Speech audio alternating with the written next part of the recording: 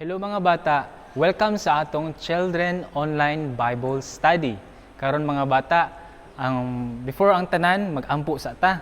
Let's pray. Father in heaven, salamat Ginoo sa imong panahon nga imong gihatag sa matag usa.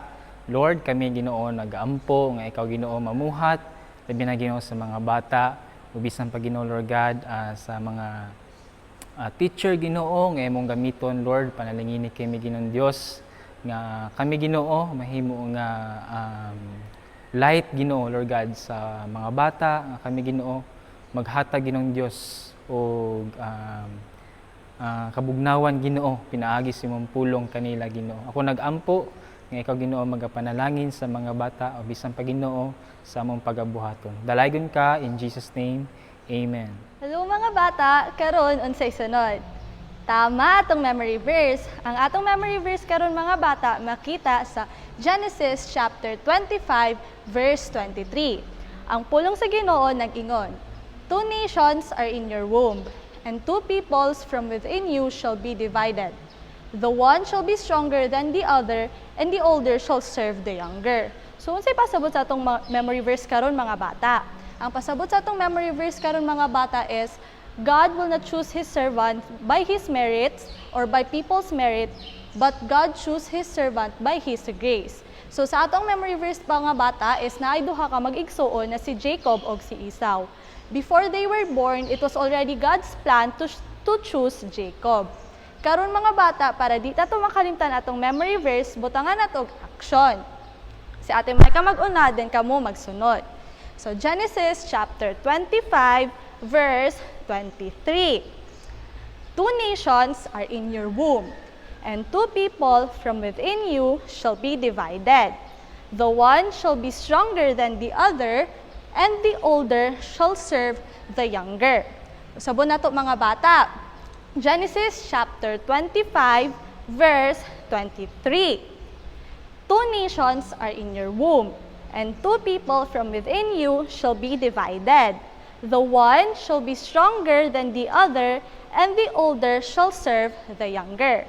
Kuhaan ninyo mga bata, sa sunod na po nato na memory verse.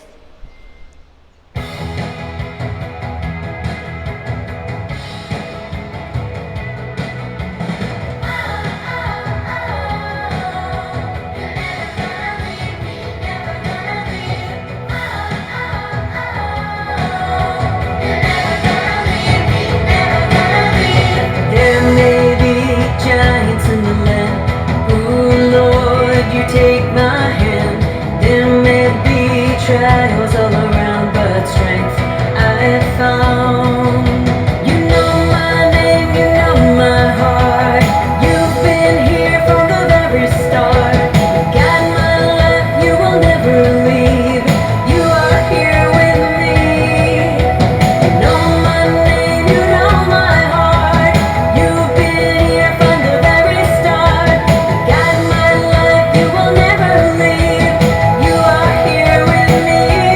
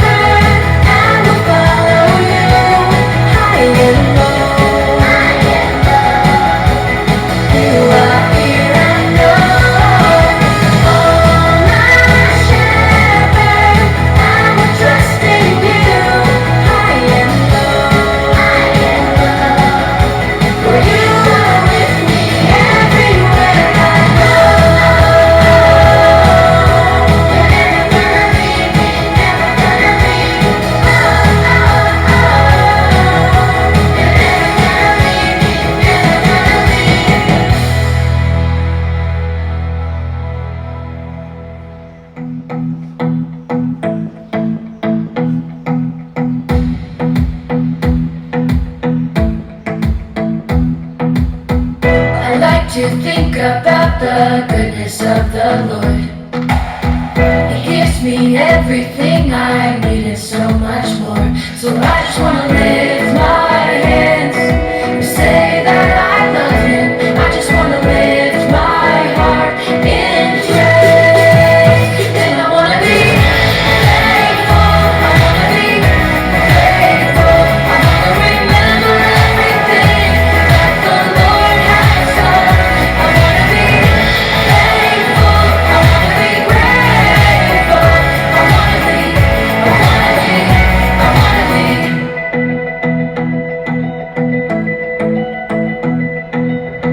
I like to think about the goodness of the Lord.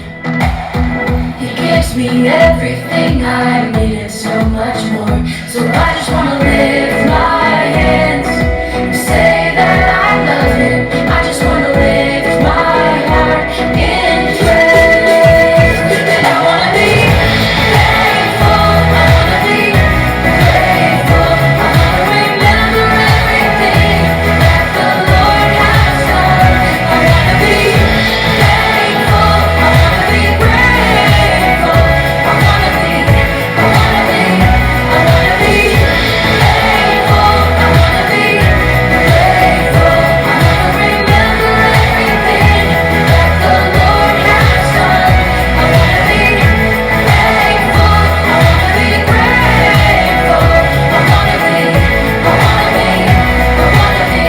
I wanna be grateful. I wanna be. Hello mga bata. So karon, muadto na pud ta sa lain na pod nga Bible lesson. Pero bago ta muadto sa atong Bible lesson karon, ato sang i-recap or balikan sa nato una ang kadtong Bible lesson ni Kuya Isid atong niagi nga Sabado. So kadtong mga bata is naghisgot kato mahitungod sa pagpangita og maasawa ni Isaac. So si Abraham nagsugo sa iyang sulugoon adto sa balik sa iyang nasod para si Isaac makakita og iyang pangasaw-unon didto nga dapit. So karon mga bata nakadala ang iyang sulugoon og isa ka babae nga ginganlan og Rebecca. So karon mga bata adto kita sa atong Bible lesson. So karon mga bata ang title sa atong Bible lesson is Esau and Jacob. Kuya Ray, kinsa man na si Esau ug kinsa po na si Jacob? So karon paminaw kamo og tarong kay para kamo makabalo og ato kanang sayron. So sabay ta maminaw ta sa Bible lesson. So Isaac was 40 years old when he took Rebekah, the daughter of Bethuel the Aramean of Padan Aram, the sister of Laban the Aramean, to be his wife. So karon mga bata, di ba ni uli man ang sulugoon ni Abraham nga papa ni Isaac dito na sa ilhang nasod kung asa sila nagpuyo. So karon mga bata, sa pag-edad ni Isaac og 40 years old, giminyo sila or gipakasal sila, gipakasal si Rebecca og si Isaac. So karon mga bata, si Rebecca mga bata is anak siya ni Bethuel, og si Isaac is anak ni Rebecca. So karon mga bata sila gikasal. So ang edad ni Isaac sa sila gikasal mga bata, hinumduman nato ha, 40 years old. So pero mga bata, pagkahuman nila og kasal, naay conflict or naay problema. So unsa ang problema Kuya Ray? So ang problema mga bata, si Rebecca is dili makaanak, dili siya makamagdos, So ang gibuhat ni Isaac behalf sa kay Rebecca, Isaac prayed to the Lord for his wife because she was barren. So karon mga bata, nagampo si Isaac para nga si Rebecca is magmagdos or makaanak sila. So karon mga bata, and the Lord granted his prayer, and Rebecca his wife conceived. So karon mga bata, gidungog ang iyang mga pag-ampo sa Ginoo. Ug karon makaanak na or magmagdos na, makahimo na sa pagmagdos si Rebecca nga asawa ni Isaac. So, pero wala dito nahuman ang conflict mga bata. Kay gumikan nga bisan magdos na si Rebecca, naagyapoy nag-struggle gyapon or naagyapoy kanang conflict or naagyapoy problema. So, the children struggled together within her. So karon mga bata, ang bata sa tiyan ni Rebecca is perti ka luhagan. So di ba kinsay nakadungog sa inyo nga kanang di ba once nga ang mama or mama ninyo or lain nga mga mama basta magbuntis sila is di ba muingon na sila nga luhagan kayo ang bata sa akong tiyan. Di ba nakadungog ta ana? So maupod na ang nasinati karon ni Rebecca nga perti kaluhagan ang bata dito sa iyahang tiyan. Ug ang iyang nasay question mga bata. If it is thus, why is this happening to me? No, nganong karon man nahitabo man ni sa kuha. No, nganong ing ani man dugay pa mi nakahimo og anak or dugay pa kami nakabaton og anak, so karon nag-struggle pagyud ko sa akong pagmagdos, no, kay luhagan kayo ang bata sa iyang tiyan. So ang iyang gibuhat mga bata, no? So she went to inquire of the Lord.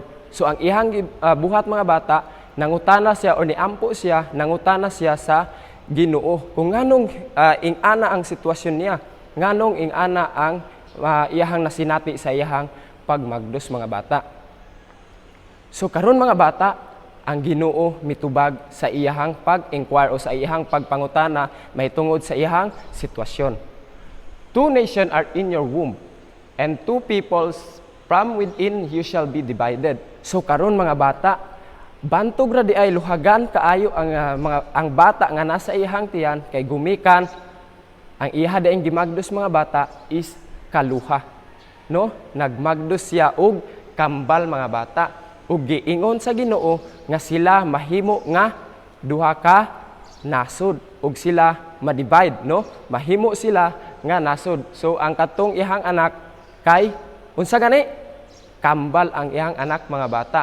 And the one be stronger than the other. So ang giingon pud sa Ginoo, nagdungag pa gyud ang Ginoo, ang isa mahimo nga kusgan kaysa isa. So karon mga bata, mao kana ang gipahibalo sa Ginoo sa kay Rebecca sa dihang siya nag-inquire. So the older shall serve the younger. Ug ang magulang mahimo nga mo-serve, no? Mahimo nga mag-serve sa iyahang magulang. So karon kana pod gipahibalo na daan sa Ginoo kung unsa ang mahitabo or unsa ang mahitabo sa iyahang anak nga kaluha. So karon mga bata, niabot na ang punto or ang time nga si Rebecca is manganak na. So karon no, nanganak na siya. So the first came out red, all his body like a hairy cloak. So they called his name Esau. So karon mga bata, nanganak siya. Ug ang una nga nigawas mga bata is mapula ug balhibuon ug pamanit. So ang gitawag sa iya or ang gipangalan nila sa mao nga bata is si Esau.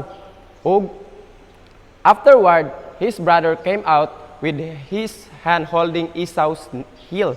So his name was called Jacob. So sa paggawas ni Esau mga bata, pagkataod-taod, nigawas na pud ang ihang kambal nga mausi, ginganlan laog Jacob. Ug naggunit kini sa tikod sa tiil ni Esau mga bata. So karon mga bata, di ba nakita niyo ang duha ka picture? So kaning isa mga bata is mao kana si Esau, no? Mapula ang ihang pamanit ug balhibuon pod. Ug mao pud kini si Jacob. So Isaac was 60 years old when she bore them.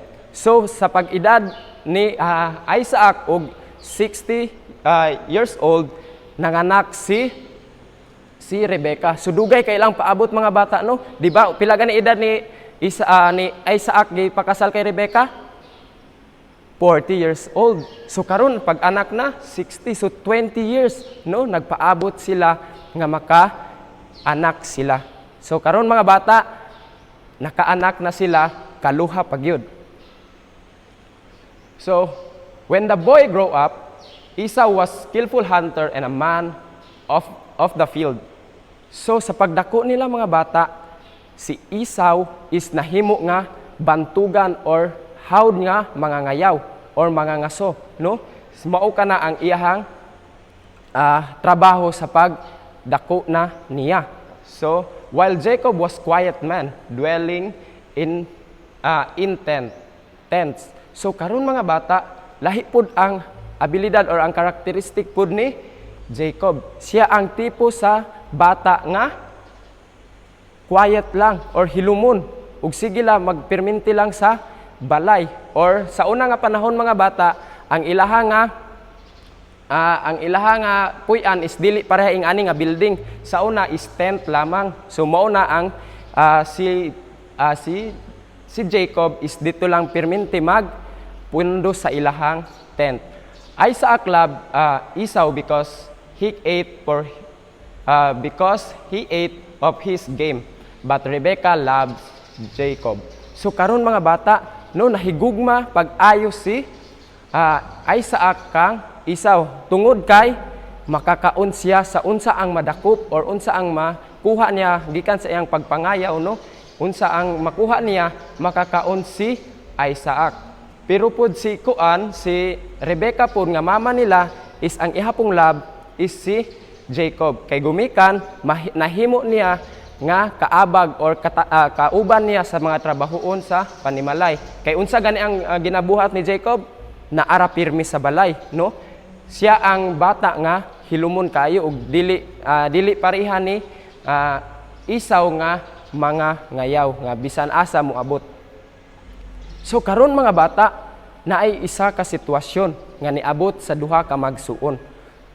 Once when Jacob was cooking stew, Esau came in from the field and he was exhausted.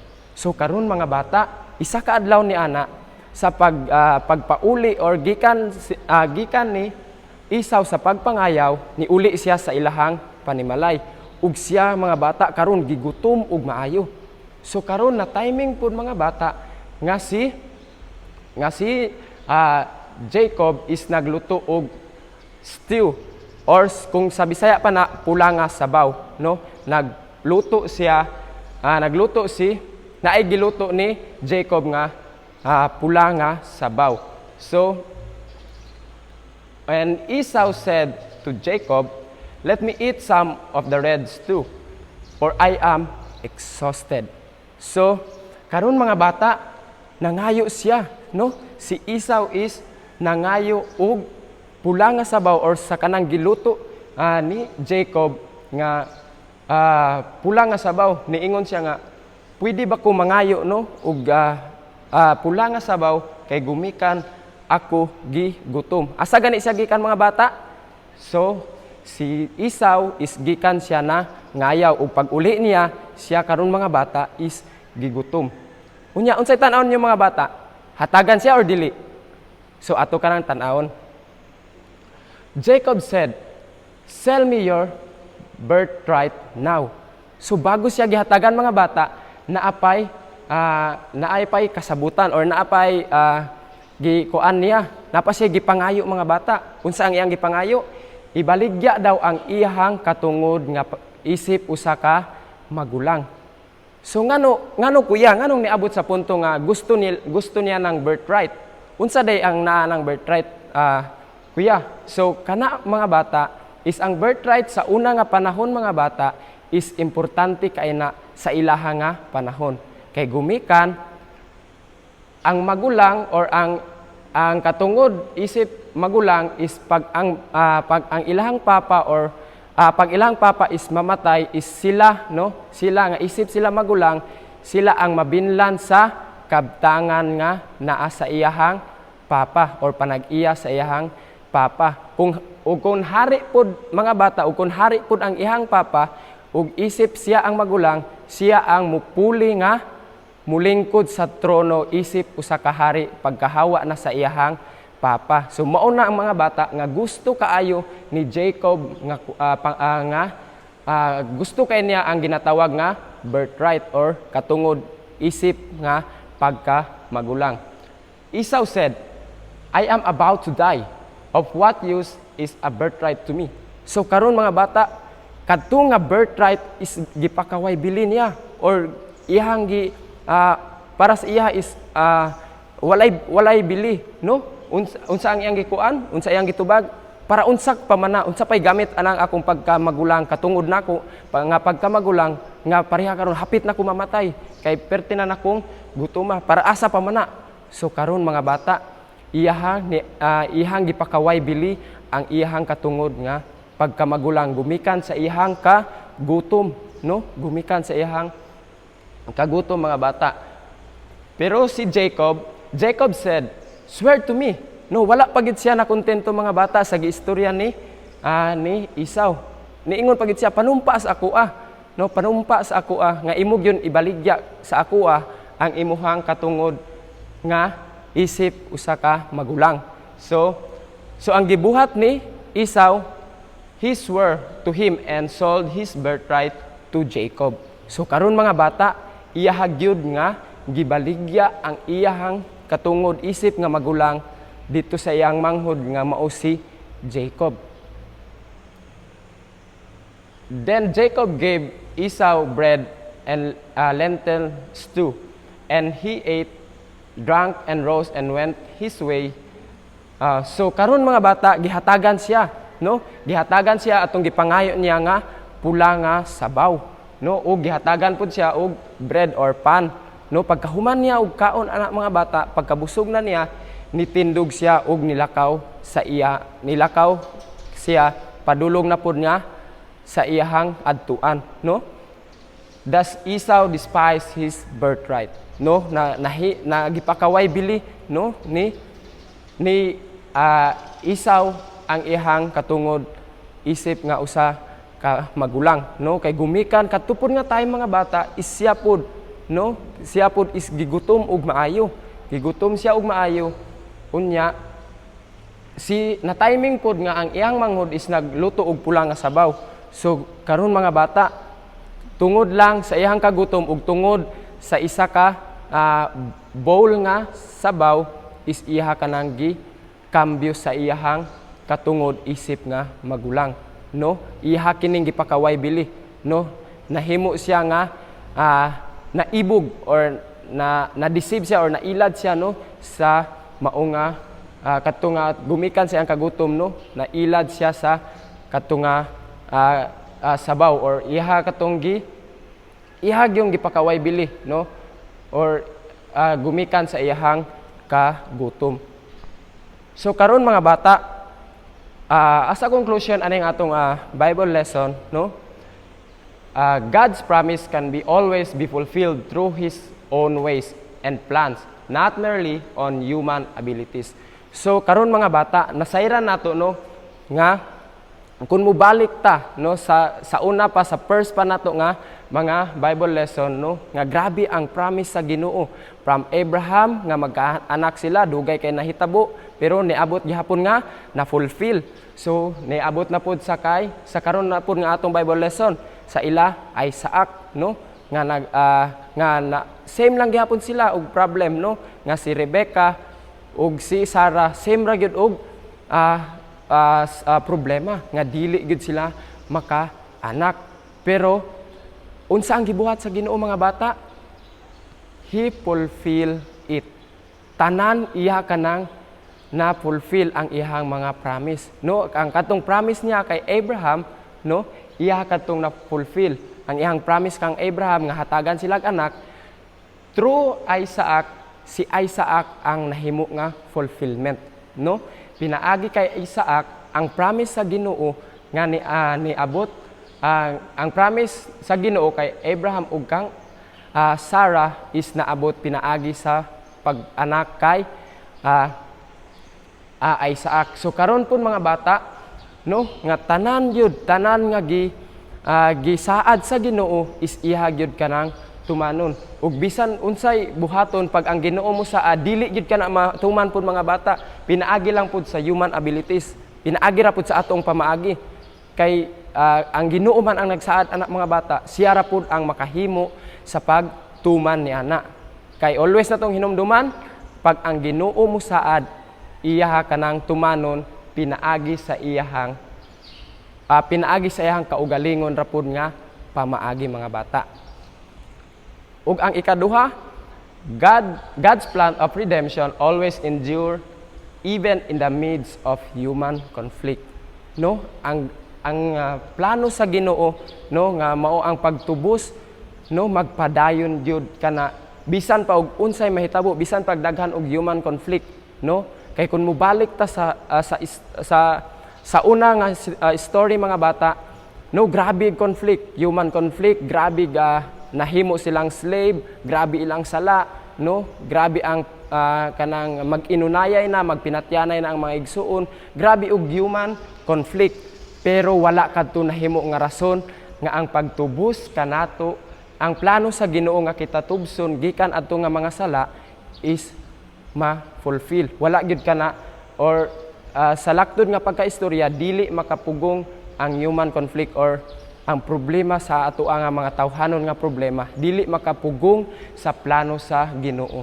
Sa unsa man nga pamaagi yan na nahimo kita nga natubos nga sa pamaagi mga bata nga kay Jesus Christ, no? Pinaagi kay Jesus Christ kita natubos ug kita pod nakadawat or nakasinati sa gisaad sa Ginoo gikan pa kang Abraham.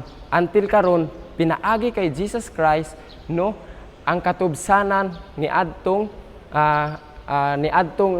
mga sala mga bata kita natubos gumikan kay Jesus Christ. So karon mga bata nang hinaot ko nga daghan kamong natun-an ug always na to inumduman mga bata unsa gani pag ang Ginoo mo saad iyaha kanang tumanon ug iyaha kanang tumanon pinaagi sa iyahang kaugalingon nga pamaagi ug dili sa tawhanon nga pamaagi. So salamat mga bata. May adlaw mga bata. Okay, kumusta man ang atong pagpaminaw sa atong Bible story? Okay, salamat kay naminaw ang tanan. Karon mga bata, kay naminaw man ang tanan, muadto ta sa atong Bible class quiz. Before ta muadto sa ato ang mga questions nga ihatag alang kaninyo para sa karon nga story, muadto sa ato ang Bible quiz tong niagi nga story. Okay.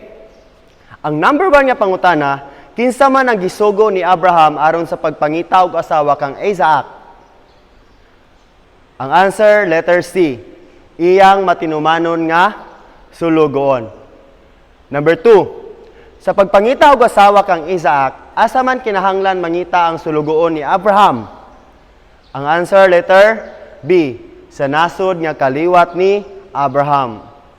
Number 3.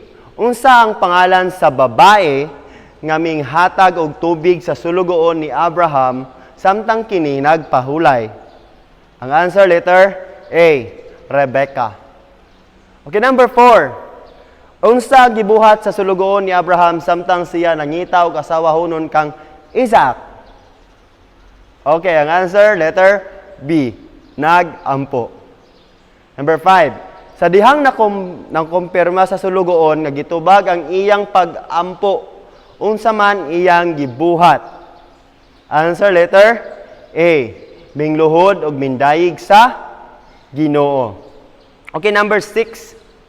Kay kinsang anak si Rebecca? Okay, letter B. Kang Bethuel. Okay, number 7. Kumplituha ang pulong. Kung ang Ginoo magsaad, iya kining blank. Ang answer, letter B. Tumanon. Okay. Number 8. Asa makita ang atong memory verse? Okay, makita atong memory verse sa letter C. Genesis chapter 24 verse 4. Okay, let's proceed to number 9 and 10. Fill in the blanks. Okay. But will go, ang answer sa isa ka blank, go to my country and my own relatives and get a wife for my son Isaac. So, Ug ang inyong answer kay mao nang nasa read once, then please put a check. Then sa tanan nga mga perfect or sa mga taas og score, congratulations. Okay, andam na ba ang tanan nga mo answer sa ato ang Bible Clash quiz karon? Okay, palihog pakiandam sa inyong papel o ballpen or lapis. Pwede pod ang inyong mga cellphone. Pwede po ninyo kay ang ato ang inyong answer pwede po ninyo i-send kay Pastora Jessa Salina nga unya akong ipaibalo kaninyo ang iyang contact number. Okay. Number 1. Okay, number 1. Pila ang edad ni Isaac sa dihang siya gikasal kay Rebecca? A 60, B 50, C 40. Okay, number 2. Kang kinsang anak si Rebecca? A. Nahor, B. Bethuel, C. Abraham. Number 3. Unsang problema sa asawa ni Isaac? A. Dili siya makaanak, B. Wala siya makaon, C. Wala siya matulugan. Okay, number 4. Sa pagdako na ni Esau og Jacob, unsa ang trabaho ni Esau? Letter A, mangingisda, B, mag-uuma, C, mangangayaw. Number 5. Unsa usab ang trabaho ni Jacob? A, magbalantay sa karnero, B, naara permi sa balay, C, mangangayaw. Number 6. Sa pag-uli ni Esau, gikan sa pagpangayaw, unsay iyang gibati? A. Katulogon, B. Gikapoy, C. Gigutom. Number 7. Unsa ang gibalian ni Esau kang Jacob? A. Iyahang pagkamagulang, B. Iyahang pana, C. Ang sabaw nga pula. 8. Asa makita atong memory verse karon? Letter A, Genesis chapter 25 verse 24. Letter B, Genesis chapter 25 to 23. Letter C, Genesis chapter 23 verse 25. Okay, karon mga bata, upadayon ta sa number 9 and 10. Fill in the blank. Okay, 2 nations are in your blank, and 2 peoples from within you shall be divided. The one shall be blank, then the other. The older shall serve the younger. Okay mga bata, just choose your answers below. So ang answer nga nasa box, pilion ninyo nga nasa ubos. Okay, karon mga bata. Okay, pag dana mo'y answer,